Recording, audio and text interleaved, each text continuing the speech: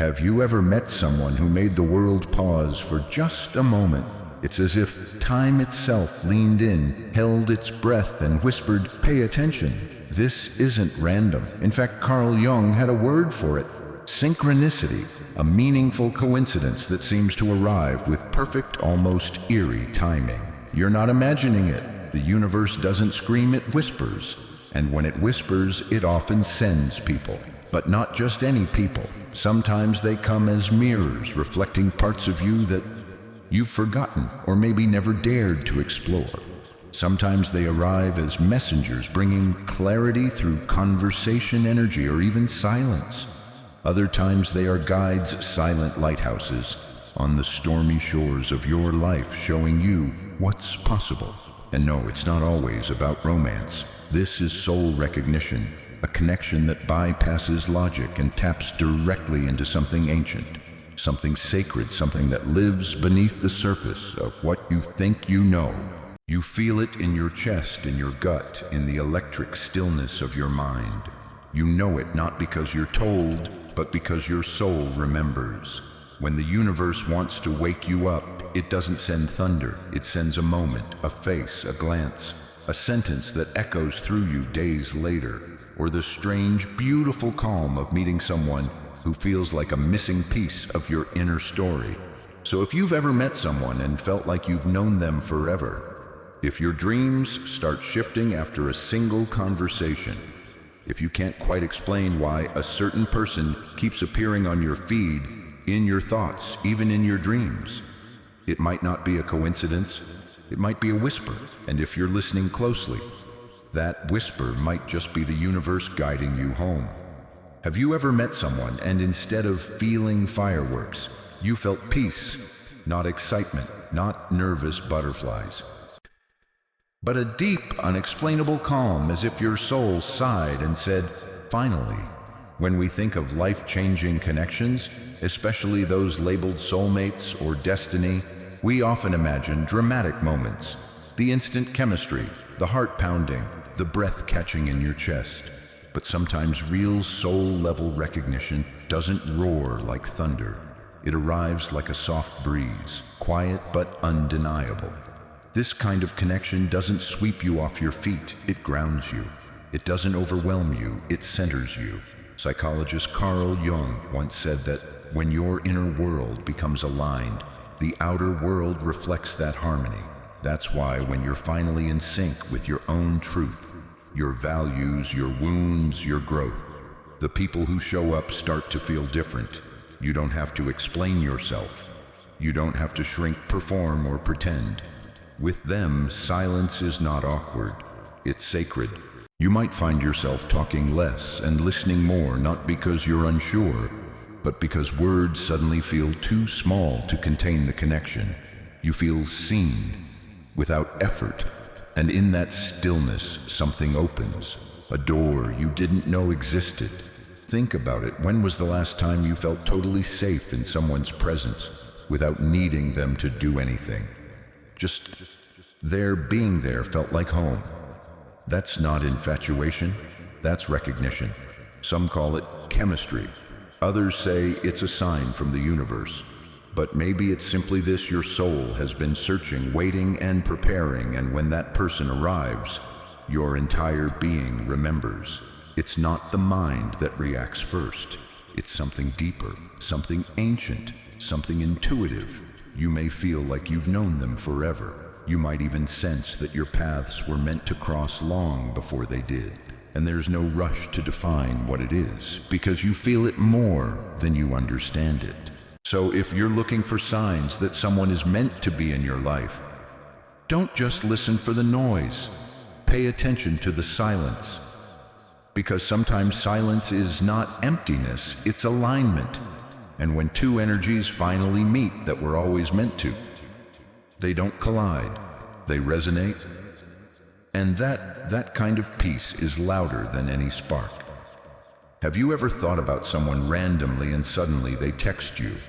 Or you hear that one song that connects to a specific memory at the exact moment you needed to feel it, or maybe their name pops up in the most unexpected place again and again. like the universe is gently nudging you, whispering, "Pay attention." These moments may seem small, but they leave a deep imprint. It's more than coincidence. It's what Carl Jung called synchronicity, meaningful coincidences that defy logical explanation. It's the universe's way of communicating with you using signs, timing, and energy instead of words. You're not imagining it. You didn't manifest a text just by thinking about them. What's happening is far more mysterious and profound. When you are aligned within, when your inner world is clear, open, and awake, you begin to notice these patterns. Your perception sharpens, your intuition grows louder, and life stops feeling random. Let me ask you something. Has a person ever entered your life and suddenly it felt like the world was moving around you to keep bringing you together, like the more you tried to ignore it, the more obvious the signs became? Maybe you run into them again at a cafe across town you've never been to, or you hear their name on a podcast, see a license plate that reminds you of them, or dream of them before an important shift in your life. Those aren't accidents. They're signals. But here's the thing, synchronicity doesn't happen when you're emotionally distracted, closed off, or stuck in fear. It shows up when you're ready, when you're present enough to notice, when your heart is open enough to receive. It's as if the universe holds back certain messages until you've reached a level of awareness where you won't just dismiss them as random. And the signs, they aren't always loud. Sometimes they show up as a feather on your path, a sudden chill, a repeat number, a phrase in a stranger's conversation that gives you goosebumps. Synchronicity is the language of alignment, and if you're seeing signs about someone over and over, it could mean they are connected to your evolution in some way, not necessarily as a partner, not always as a forever friend, but as a mirror, a catalyst, a soul guide. You see, not every meaningful connection is about romance. Some people are sent to awaken you, to crack open a part of yourself you've kept buried. And when that happens, the universe amplifies their presence through synchronicities, so you don't miss the message. So the next time you feel that pattern, the repeating names, the aligned timing, the intuitive nudges, pause. Don't brush it off. Ask yourself, what is life trying to show me? What part of myself is ready to be seen through this connection? Because when synchronicity begins to unfold, it's not about chasing someone. It's about listening. And when you learn to trust those divine coincidences, life becomes less about control and more about conversation between you and something far greater. Sometimes the most powerful connections in our lives aren't the ones that make perfect sense. They're the ones that stir something deep inside us, something we can't explain. Have you ever met someone and instantly it felt like they understood you? Not because of words, but because of energy. It's as if just by being near them, old emotions start to rise, things you thought you had buried long ago. Joy, longing, fear, even pain. And you're left wondering, why does this person affect me so deeply? Carl Jung had a term for this projection. It's the idea that we unconsciously project hidden parts of ourselves onto others. Sometimes it's our wounds, sometimes it's our desires, sometimes it's the version of ourselves we've never dared to fully become. What's wild is the person you're drawn to might not be the perfect partner, the ideal friend, or even someone who stays in your life. But they carry an energy your soul recognizes. They reflect a part of you, perhaps a part you're still healing, or one you've long forgotten. And that's why the connection feels so magnetic, so consuming, so real. Let's pause for a moment and reflect. Have you ever been deeply pulled towards someone, only to realize later that it wasn't really about them? It was about what they represented for you. Maybe they showed you what passion felt like again after years of going numb. Maybe they triggered an old abandonment wound, one you hadn't dared to face. Or maybe they simply reminded you of the kind of love you've been withholding from yourself. These people are mirrors. not always soft, not always easy, but always honest. And in their presence, we're often confronted with questions we didn't know we were avoiding. Why do I feel unsafe even when they haven't hurt me? Why do I crave their validation more than I should? Why does this moment with them feel familiar, like déjà vu? You see, strong emotional responses aren't always about romance. Sometimes they're spiritual assignments, soul-level reminders that healing is not about hiding your shadows, but about seeing them. This kind of relationship is rarely comfortable. It's not the dreamy fantasy of two perfect people walking into the sunset. It's two souls meeting and exposing the truths we've kept in the dark. Truths that say, I've been wounded here, I've abandoned myself here, I still carry pain here. But there's a gift in that, because when someone brings your unhealed pieces to the surface, they also bring you an invitation to look, to listen, to heal. So if you're feeling overwhelmed by a connection that makes you feel more you than you've felt in years, if being with them feels like looking in a mirror you're not sure you're ready to face, it might not be love in the traditional sense. It might be something deeper, a call from your soul to become whole again. And maybe, just maybe, this person didn't enter your life to stay forever, but to remind you of who you truly are before life taught you to forget. Let's talk about something we often avoid: pain. Not the kind that's loud and obvious, but the quiet ache you feel when someone touches a part of your soul you didn't even know was still wounded. You see, when we talk about deep spiritual connections, we often imagine something peaceful, soft, safe. But the truth, the most soul-stirring relationships don't just comfort you, they confront you. They bring to the surface things you've buried, ignored, or tried to forget. Think about this. Have you ever met someone and suddenly felt everything more intensely? Emotions flood in. Memories you haven't visited in years suddenly feel raw again. You may feel vulnerable, exposed. You might even pull away, not because they hurt you, but because they touched a scar you thought had healed. That's not chaos. That's not dysfunction. That's the depth of connection doing its work. Carl Jung once said, "Only the wounded physician heals." True transformation doesn't begin with comfort, it begins with discomfort. Because only when something shakes us do we finally pay attention. You see, real love isn't here just to make you feel safe. It's here to make you whole. And wholeness requires honesty. It requires facing your shadows, not just celebrating your light. And sometimes, that person who makes your heart race, they're not just a romantic figure, they're a mirror for your healing. Here's the paradox. The ones who awaken your deepest pain may also awaken your deepest potential.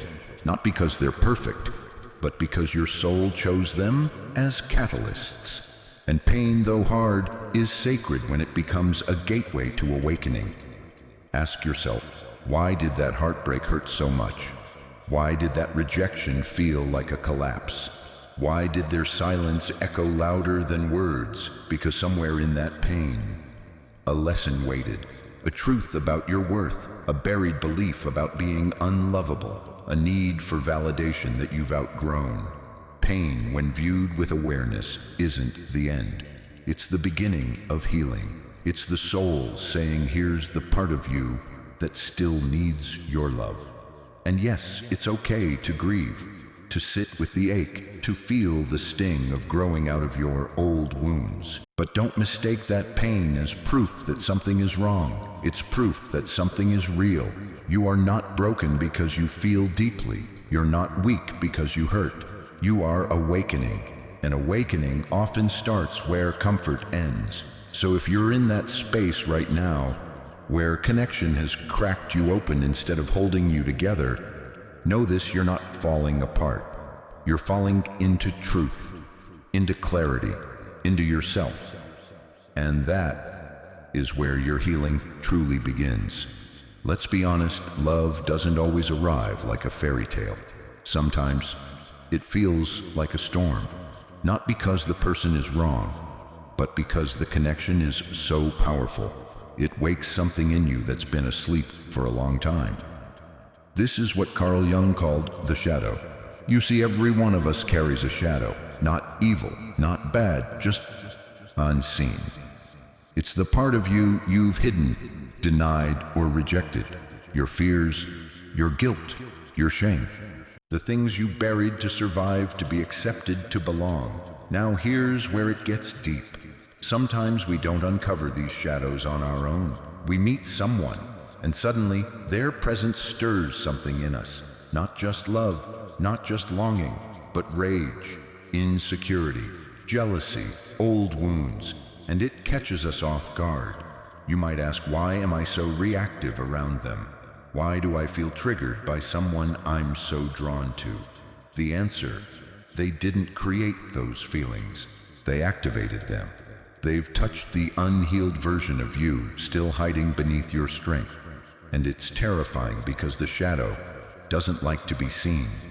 But here's the twist. That discomfort isn't a red flag. It's a signal. A chance to grow if you're brave enough to stay curious instead of defensive. Destiny in its truest form isn't always soft. Sometimes it's sharp. It shakes you. It puts a mirror in front of your soul and whispers, look, this is what you still haven't healed. That person, your soul activator, might not even realize what they're doing, but their energy, their presence, their love, or even their silence awakens parts of you that need attention. You might want to run, push them away, or cling too tightly.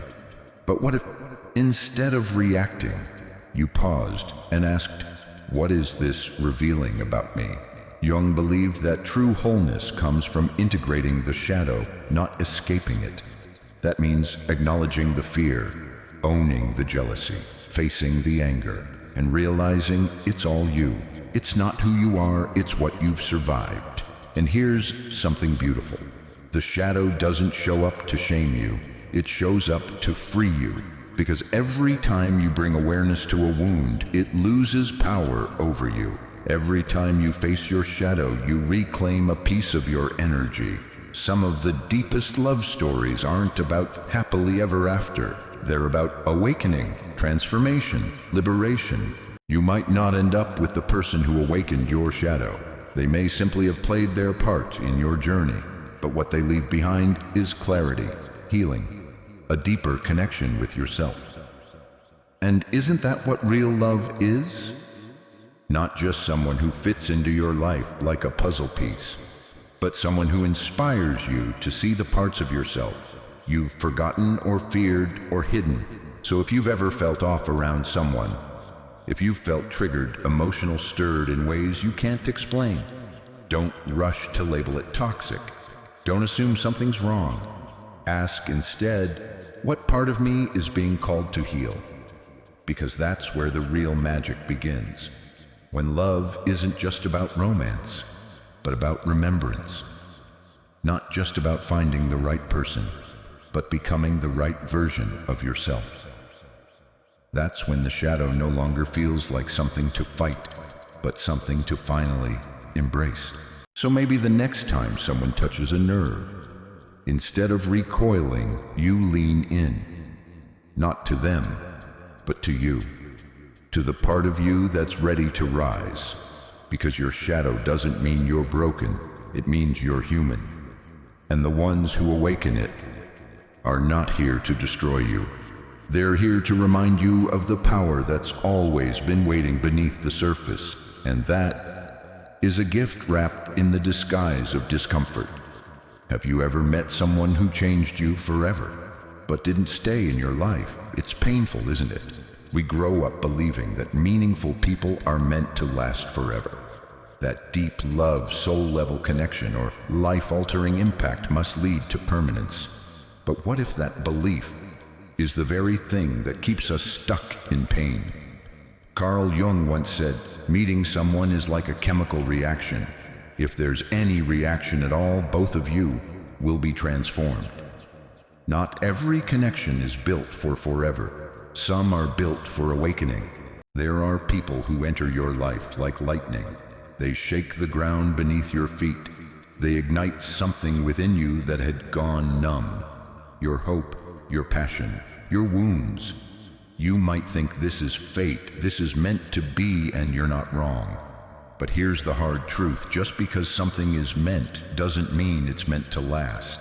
Some souls are assigned to your path to trigger your evolution, to force you to feel, to break, to reflect, to rise. They don't come to walk beside you forever. They come to open a door you've kept locked for years. And when they've done that, when the lesson is complete, they leave, sometimes abruptly, sometimes painfully, but always with purpose.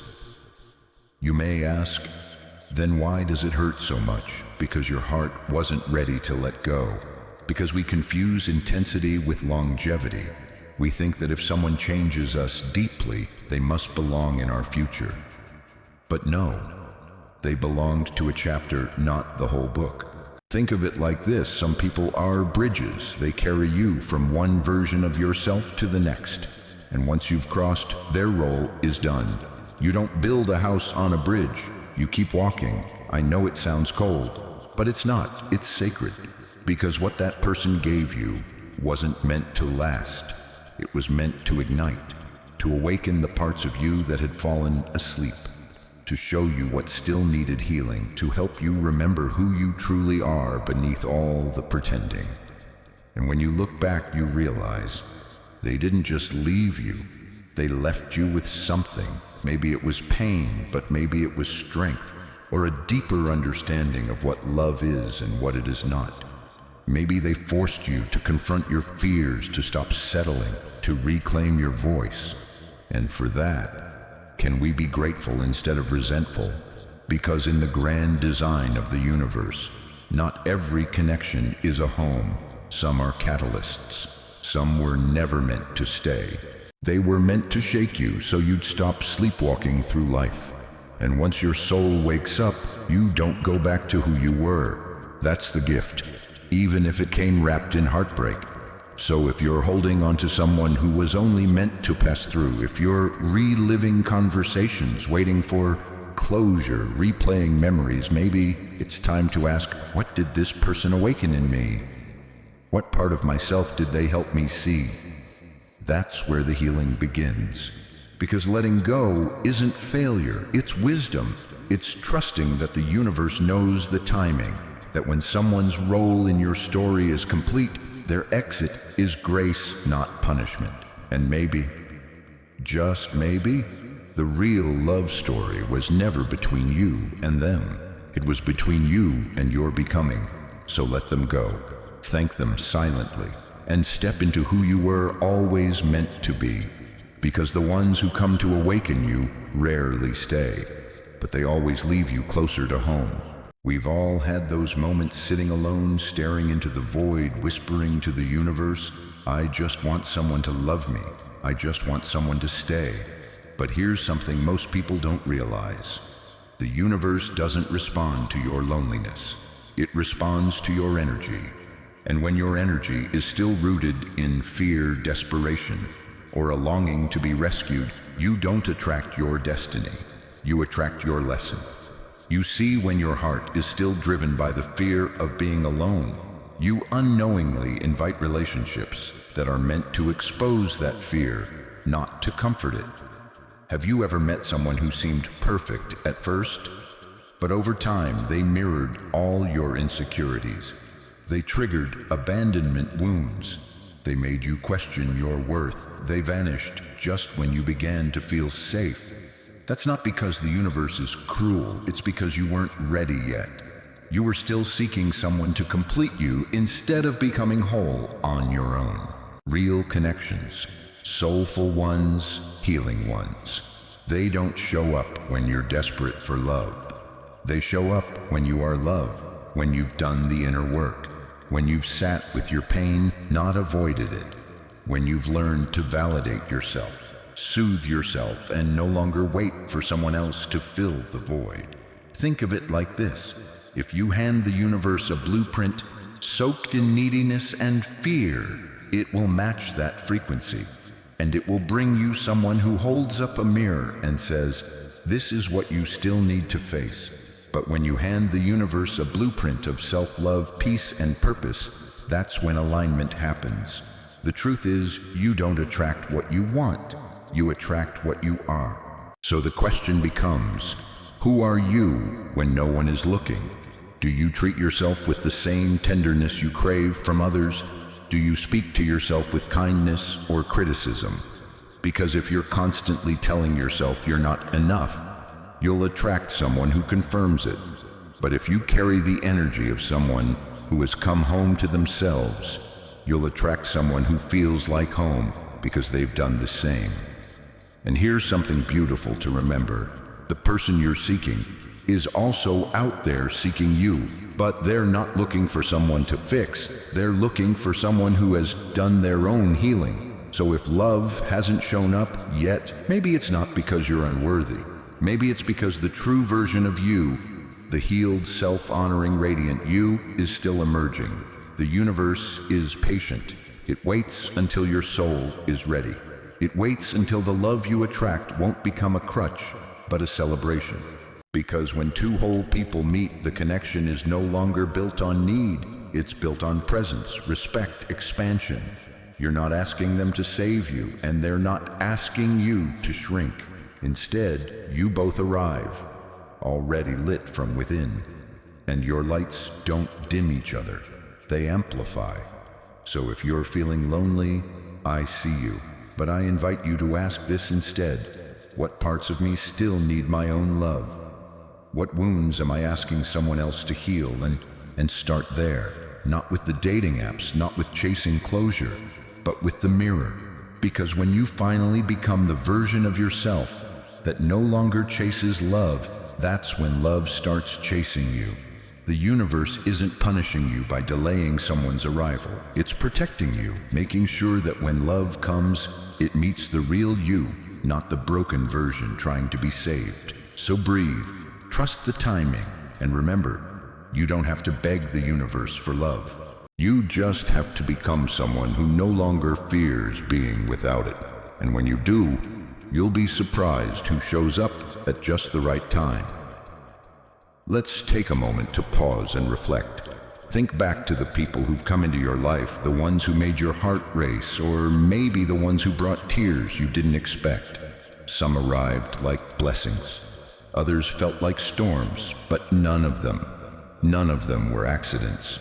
You see, the universe doesn't play dice with your life. There's meaning behind the chaos. There's purpose behind the pain. And most importantly, there's wisdom within the connection. Every person you meet carries a mission.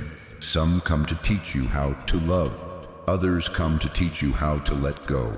Some are there to spark your healing. Others arrive to test your boundaries, to push you into a version of yourself you didn't know existed. They may not stay, but they always leave something behind. Let's start with the ones who made you question your worth. Maybe they made you feel invisible, small, or unlovable. It's easy to look back on those chapters with bitterness. But what if they weren't there to destroy you? What if they were mirrors forcing you to confront the places where you had not yet chosen yourself? So many of us walk through life asking, why did they hurt me? But perhaps the more powerful question is, what did they awaken in me? Did they make you finally walk away from what no longer served you? Did they help you see the patterns you were stuck in? Did their absence show you how strong you truly are? Sometimes people come into your life for just long enough to guide you to a door that only you can walk through, a door of healing, a door of self-worth, a door of truth. And while you may wish they had stayed to walk through it, with you the reality is their mission was never to stay. It was to awaken. It's hard, isn't it? We crave permanence, we hope for forever. But soul connections aren't always about duration. They're about depth. Real connections don't always last a lifetime, but they do leave a permanent mark on your evolution. Now think about the people who made you feel seen, deeply seen. as if your soul had known them long before your eyes ever did. These are the ones who bring peace, not chaos. They remind you of who you are. They hold space for your truth. And sometimes they don't arrive until you've done the inner work to even recognize them. They don't fix you. They don't save you. They meet you where you are because you finally met yourself. But even they too may not be meant to stay. You see, the universe doesn't always send people to walk your whole journey with you. Sometimes it sends them to walk you home to yourself. And when that happens, the most sacred thing you can do is honor what was. Not cling, not resent, but simply say, thank you for your part in my story. Because healing isn't just about what you let go of. It's about what you carry forward with grace. And you will carry something forward. A new perspective, a deeper self-awareness, a stronger heart, a more open soul. So no, not every person is your forever. Not every connection ends in a perfect goodbye. But if you listen closely, each one whispers a message. Sometimes the message is, you are worthy. Other times you've outgrown this version of yourself. And sometimes there is more for you. Keep going. Don't miss these messages because you're mourning the ending. Mourn, yes. Feel what you need to feel, but don't forget to look for the gold hidden in the grief. Carl Jung once said, until you make the unconscious conscious, it will direct your life and you will call it fate. That's why these connections matter. They help you become conscious. They illuminate your patterns. They call out your shadows. They guide you to your wholeness.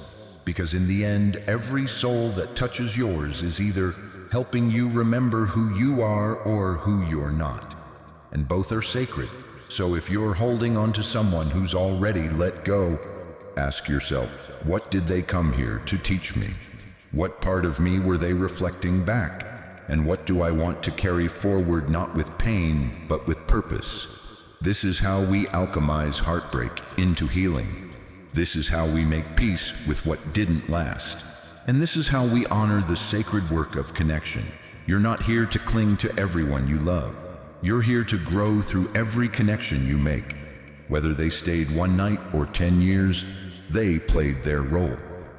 And now the next chapter begins with you, with your choice to heal, your courage to release, and your trust in the divine timing of what's still to come. Because if every person carries a purpose, so do you. And somewhere out there is someone whose path you'll light up too. So keep going, keep growing, and trust you'll know who's meant to stay when they arrive, not to complete you, but to walk beside the version of you that no longer needs saving. That is the quiet power of true soul connection.